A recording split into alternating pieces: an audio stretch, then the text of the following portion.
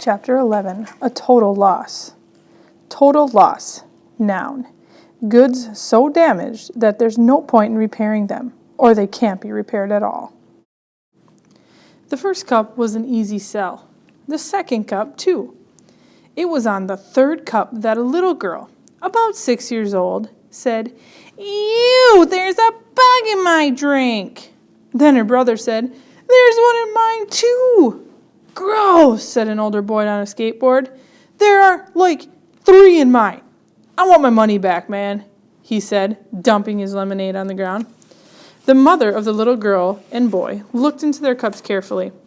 "I think you need to check your lemonade, honey," she said to Evan. Evan unscrewed the cap and everyone looked in. The surface was swimming with dead bugs, fruit flies, worms, and a soggy brown caterpillar. "Oh my goodness," said the mother. The boy started spitting on the ground like he was going to die. The girl started wailing, "Mommy, I drank bugs. I have bugs in my tummy." Evan couldn't believe his eyes. How did this happen? Did they crawl in somehow? They couldn't have. He had screwed the lid on tightly. He was sure of it. And anyway, 1 or 2 bugs crawling in, maybe. But 50 dead fruit flies and 2 inchworms and a caterpillar? It just wasn't possible. Evan was burning with embarrassment as everyone looked at him and his buggy lemonade. Frantically, he reached into the cooler and started to scoop out the dead bugs with his hand. Sweetheart," said the mother, "you can't sell that lemonade." "I'll get them all," said Evan. "I'll get every last one out." "No, dear, you really can't. You need to dump it out," she said. Evan looked at her like she was crazy. Dump it out? Dump it out?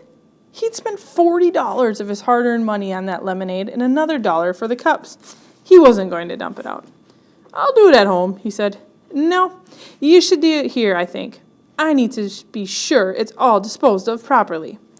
Evan looked at her. He didn't know her, but he knew her type. Boy, did he know her type. She was the kind of mother who thought she was the mother of the whole world.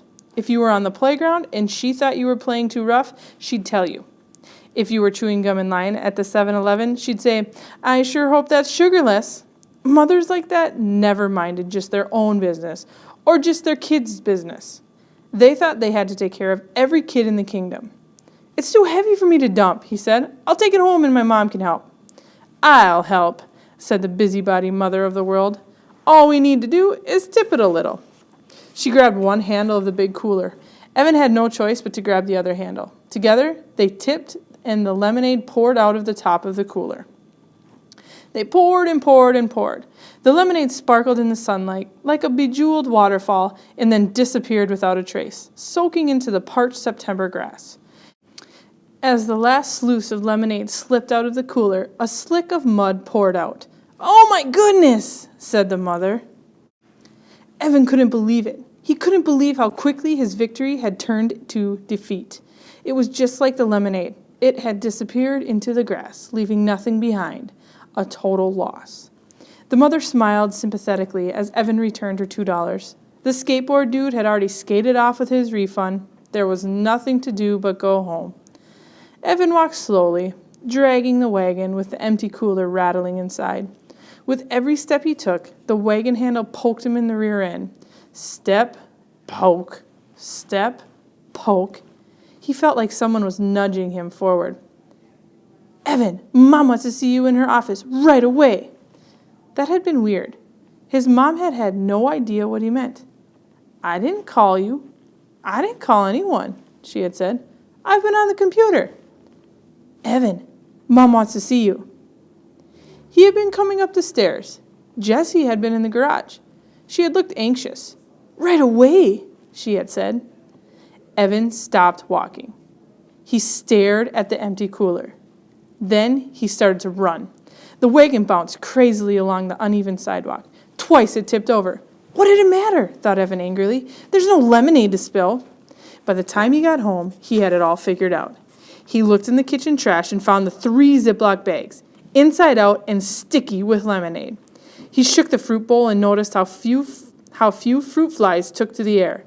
If he'd had the right materials, he would have dusted the cooler for fingerprints. But there was really no need for that. He knew what he would have found. Jessie was all over this one. That rat! That lousy, rotten, stinking rat of a sister, he shouted. He went back to the garage and kicked the wagon. He knocked the cooler to the floor. He tore up his lemonade on wheels sign into a dozen pieces. He was going to lose. She had $100. He was sure of it. And he had just 62 left. Tonight, before the fireworks, when they counted their money, she would be the winner and he would be the loser. Winner takes all, loser gets nothing. It was so unfair. Evan stomped upstairs to his room. He slammed the door so hard it bounced open again. When he went to close it, he was staring across the hallway straight into Jessie's room. He could see her neatly made bed covered with couche pillows, the poster of Barb Harbor from their trip to Maine this summer, and her night table with Charlotte's Web at the ready. Evan crossed the hall, then paused at Jessie's door. There was the rule about not entering. Well, she'd broken the rules first. Even though there wasn't really a rule about fruit flies and lemonade, it was clearly a dirty trick. Evan walked in and went straight to Jessie's desk drawer. There was the fake pack of gum. Inside, the key. Did she really think he didn't know where she'd hid it? He'd seen her slip the key inside the box when he was passing by on his way to the bathroom. Jessie was smart, but she wasn't very smooth. He'd known for months where the key was hidden. He checked the bureau drawers first, and then under Jessie's bed. But finally he found it hidden in her closet. Again, not very smooth. Evan carried the key and the lockbox back to his room and sat on the bed. He put the key in the lock and opened the top. Then, the moment of truth. He lifted out the plastic change tray. There were a whole bunch of scraps of papers on top, and there was a folded index card too. Evan moved these aside and found a $10 bill paper-clipped to a birthday card. Under that was an envelope labeled pre-war earnings with $4.42 inside it. That was the money Jessie had had before the lemonade war began. She'd kept it separate, just like she promised. Next to it was a fat envelope labeled lemonade earnings. Evan opened the envelope. Inside, the bills were arranged by ones, fives, and tens. All the bills were facing the same way, so that the eyes of George Washington, Abraham Lincoln, and Alexander Hamilton were all looking at Evan as he counted out the cash. $208. There it was, the winning wad. Evan thought of how hard he'd worked that week, in the blazing sun, in the scorching heat. He thought about the cooler full of lemonade pouring into the grass. He thought about handing over his $62.11 to Jessie and how she'd smile and laugh and tell everyone that she had won the lemonade war. The guys would all shake their heads. What a loser. Megan would turn away. What a stupid jerk. Evan slammed the lid of the lockbox shut. He stuffed the envelope in his shorts pocket. He was not going to let it happen. He wasn't planning to keep the money, not for good, but he wasn't going to let her have it tonight. When it came time to show their earnings, he'd have $62.11 and she'd have nothing. He'd give her the money back tomorrow or maybe the day after that, but not tonight.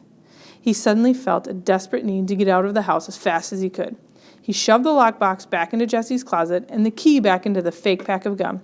"Hey, Mom," he shouted, not even waiting for her to answer back. "I'm going to the school to see if there's a game, 'kay?"